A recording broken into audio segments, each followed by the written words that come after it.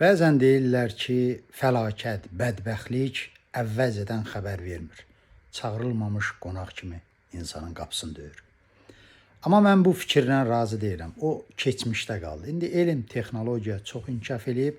Necə sabah yağış yağacağı, tufan qopacağı barədə proqnozlar verilir. Başqa fəlakətlər barəsində də əvvəlcədən xəbər tutmaq olur.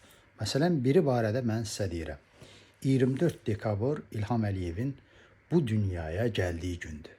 Bu isə o deməkdir ki, sabah sizi Azərbaycan efirlərindən, sosial şəbəkələrdən yaltaqların xoru amansız şəkildə atəşə tutacaq.